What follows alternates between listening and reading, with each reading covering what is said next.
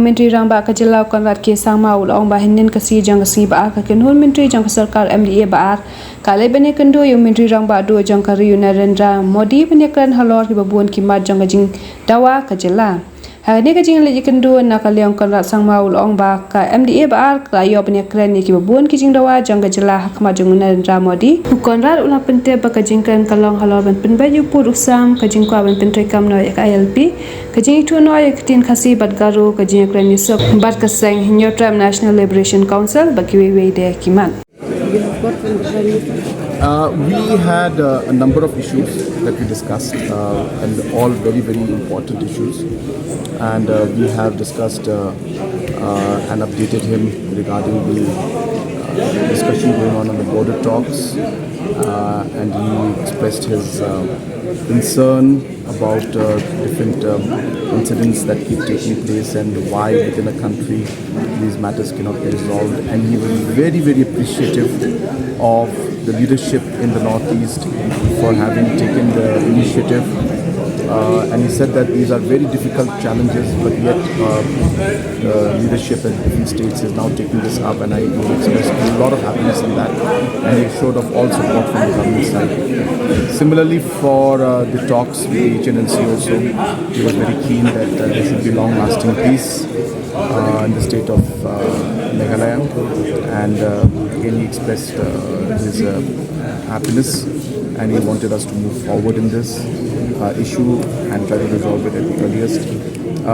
We placed before him the need and the desire of the people of the state for the inclusion of Garo and Khasi language in the 8th schedule, and for that also he understood the concerns that were there, understood the challenges that our people are facing.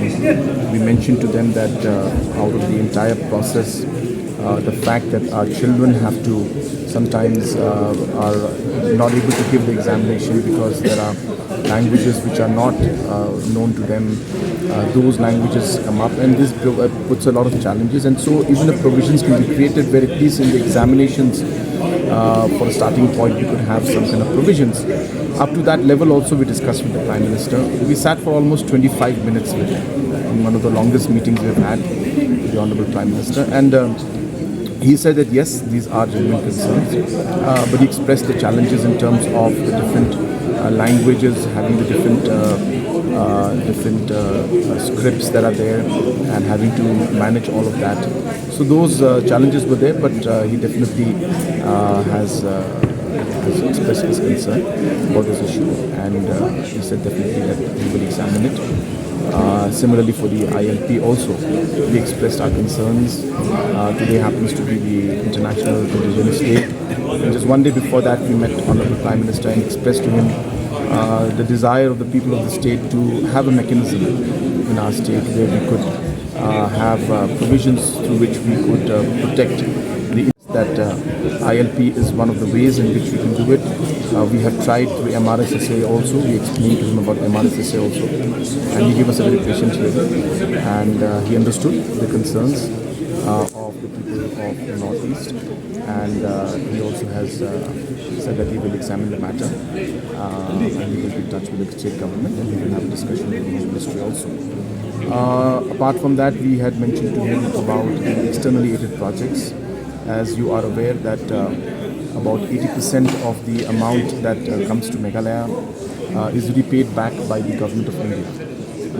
That is meant for the Northeast states, and hence Government of India approves the projects that are finally sanctioned, and the Government of India has made a comment, and Finance Ministry, that Meghalaya has applied and for more than 12,000 crores, which is higher than all the rest of the other Northeast smaller states put together. So therefore, there has to be some kind of a control over over Meghalaya's proposals, because they have taken more than what other small states have taken, and hence we requested the Honourable Prime Minister that we are performing, and the reason why we're getting these projects cleared by the different banks is because we have been able to implement properly and submit the necessary reports properly, and hence we should not be penalized for that. And so Honourable Prime Minister understood, and we told him also that based on the different life cycle approach that we have and how Government of India's programs are actually being complemented by these projects that we've taken up under the EAPs. And hence these EAPs are actually helping us in the overall goals and targets which Government of India itself has put forward and Government of India itself is trying to achieve. And we also shared with him some of the achievements of the state in terms of the Jal Jeevan Mission, in terms of MGNREGS, in terms of immunization, the health of women and especially maternal mortality, how it has come down drastically in the last 5 years. And we also shared with him some of our vision of the future, where we would like to ensure that there would be strong economic growth in the state, and we share about our vision for a $10 billion economy. So those, I mean, there's are minor in nature. Sir, NPP has 7 MLAs in Manipur. Don't you think that NPP also should be held responsible? Blame should also be given to NPP for not be able to restore peace in Manipur? I don't think it's a time to blame anybody. If you have noticed, we have not been blaming anybody. We have simply been saying that we need to take steps. It's a very complicated matter. You have to understand. Very easy for you to just say blame this and blame that, blame that. One has to understand the background of how things happen, the complication in which the decisions had to be taken. Yes, there is much more to be done. I don't disagree with that. There is a lot of work to be done, and in fact, a lot of steps to be taken politically also, and from the administration side also. But I don't think blaming anybody will really add or resolve the problem out here. I appeal that we should work constructively in a positive manner by bringing everybody together and finding a peaceful and long-lasting solution. Yeah, so good you asked a question.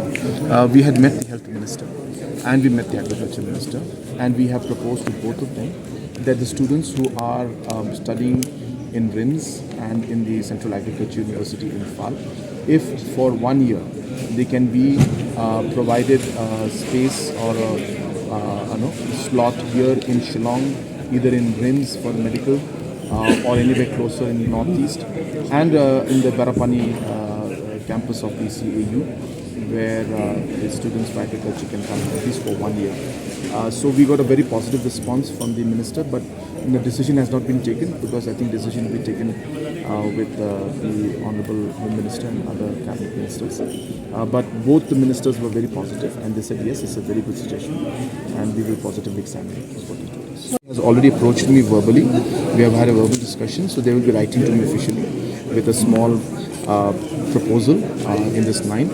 And so the district council will start working on it very soon. I expect maybe in about a month or 2 months' time we should be receiving things, and I hope the work will start this year itself. But apart from that, there are many other agencies also that are doing it. But what I said was, of course, more of a generic line and stand, where I feel that it should be done at a larger scale. And I think the Indigenous Peoples Forum can be a platform through which these kind of exercises can also take.